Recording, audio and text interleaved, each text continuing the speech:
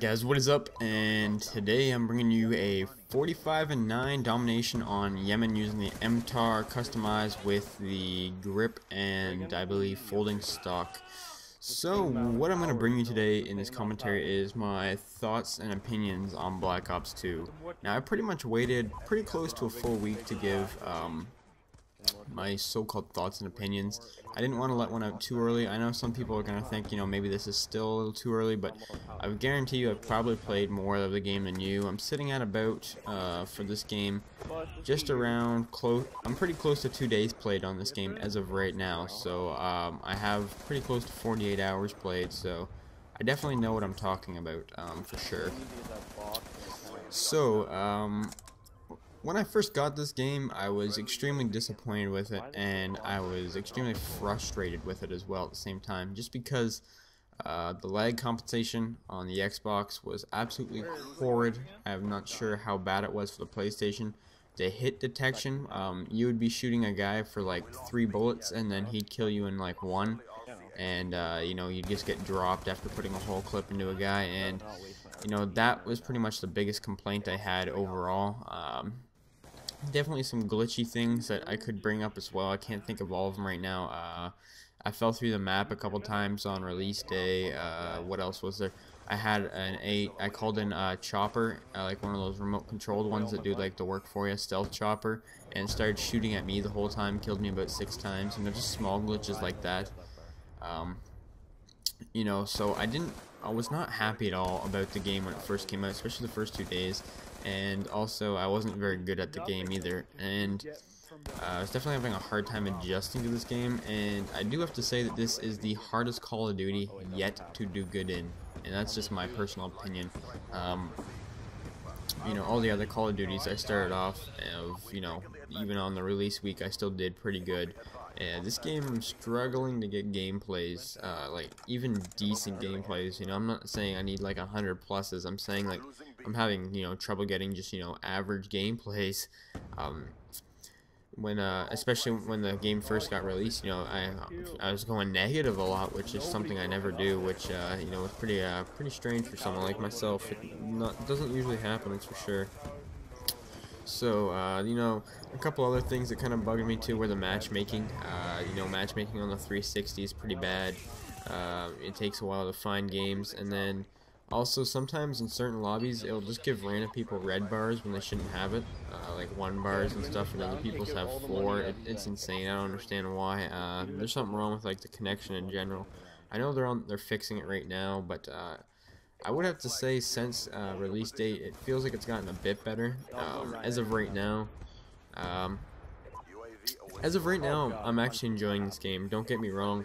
I know when a lot of people thought when I first got this game in my first couple videos, I was actually, hating on the game and saying how much I dislike it, which, kind of was true. I wasn't quite enjoying it. I wouldn't say I hated it, that's for sure, because, I didn't want to say something like that bold when, the game was only out for a couple days at the time. But, I think the game's decent. It definitely has its flaws, that is for sure. Definitely some big flaws as well. I think this game would be really good if there was, they'd fix some of the problems like connection, matchmaking, and I'd pretty much just have to say connection as of right now, because the connection's still pretty bad for the most part. But when you get on those good games where like the connection's great, you drop kids in like a bullet, 2 bullets. Honestly, it feels so good and so rewarding, which, that's what it should be like kind of all the time, but on both playing sides, not one person should be lagging, the other should be, great connection.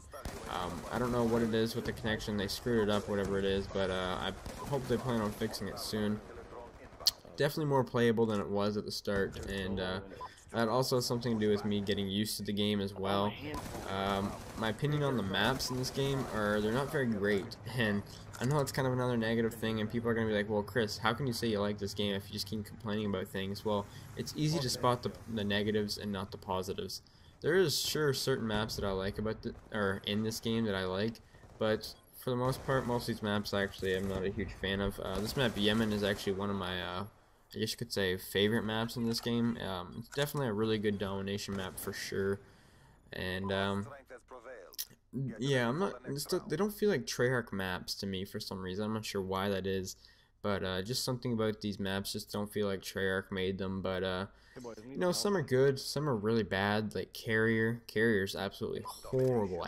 I extremely dislike the map. I didn't like very many Modern Warfare 3 maps, but I definitely like more Modern Warfare 3 maps than I did Black Ops, which is kind of surprising. Never thought I'd end up saying that. But yeah, Carrier's horrible. What's that other one that I freaking hate too? Even Hijack, the one on the boat that everyone likes to play. It is not a good map, really. It's got horrible spawns, and that's actually something else I forgot to mention. The spawning's pretty bad, especially since I've been playing Headquarters a lot. Headquarters has the worst spawns out of any game mode in this game. I guarantee that. If you play Headquarters at all, if you played it for at least an hour, you know that they spawn right behind you like 100% of the time, like they honestly do.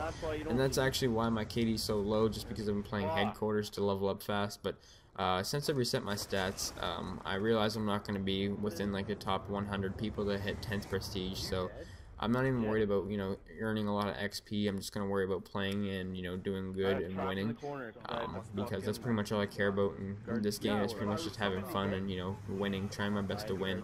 So leveling up as fast as I can is no longer a priority. In the past Call of Duties, when they first got released, I was really big on, you know, as soon as the game gets released, I'm, you know, trying to get the highest prestige as quick as possible. Which Modern Warfare 3, I was definitely within like the top 50 people to get 10th prestige, and as well in Black Ops, you know, I think I was one of the first people prestiged in that game, you know. But this game definitely, you know, people beat me to it. You know, also including, you know, so many people got the game early this year. Ridiculous amount of people got the game early. And, you know, there's just no way to compete with them. You know, some people are already 4th and 5th prestige. It's ridiculous. So there's no point even competing with that, that's for sure. I actually forgot to mention something that, you know, is actually going to be what I'm talking about next in this video, is the kill streaks. Or I guess you could say the point streaks / score streaks. I like the score streak system for sure. Definitely a good system. I think they implemented it well. The problem I have with score streaks is that I don't think that, or I don't want to say that they're too high. It's just, I don't know, the higher ones are too hard to get, you know. They're like getting Moabs, and I don't think kill streaks that high should be worth it. I think they should all be lowered down by about, at least the higher ones. Anything past the lodestar should be lowered by at least 1 kill, or about 100 score. That way, you know, it's a little bit easier for at least myself to do it, because I know I haven't seen very many other people get the kill streaks either.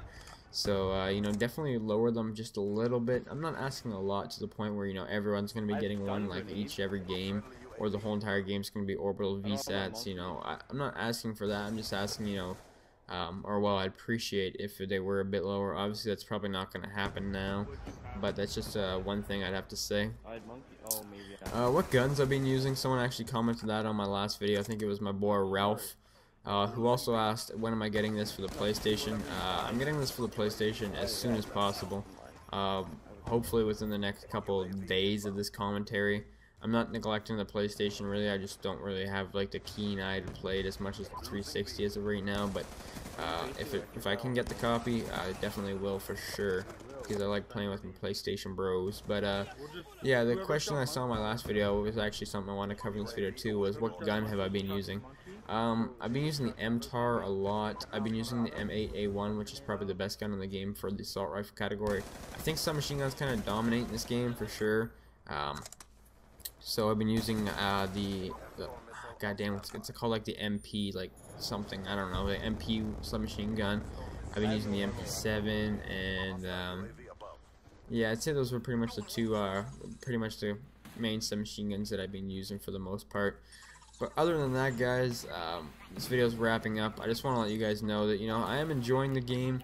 It definitely has its problems, but I think it's got a really good potential, and I do see myself playing this game for quite a while and enjoying it at the same time. My question of the day is, how are you guys enjoying this game? And maybe leave a cheeky rating if you guys don't mind. Hope you guys have a nice day, and thanks for watching. Peace!